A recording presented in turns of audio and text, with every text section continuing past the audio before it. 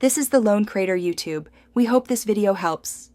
In this video, I will explain how to remove your Honda CR-V sun visor. First, unclip the visor from its holding clip and swing it towards the windshield. Next, locate the small plastic cover at the base of the visor arm where it attaches to the ceiling.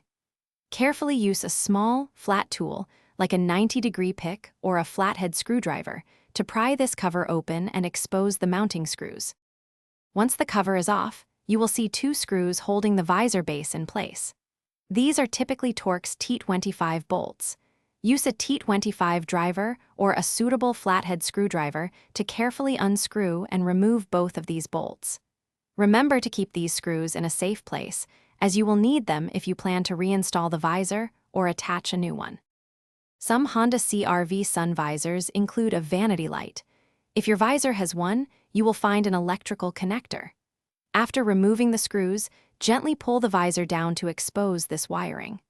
Locate the small electrical connector and carefully press its release tab, then pull the two halves apart to disconnect the wiring harness.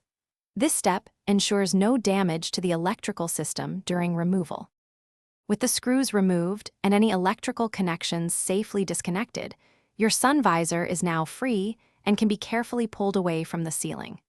When installing a new visor, especially one with a twist lock mechanism, make sure it is in the unlocked position before aligning it. Then, simply reverse these steps to secure your new or repaired sun visor firmly in place. Thanks for watching. Consider subscribing if we helped you.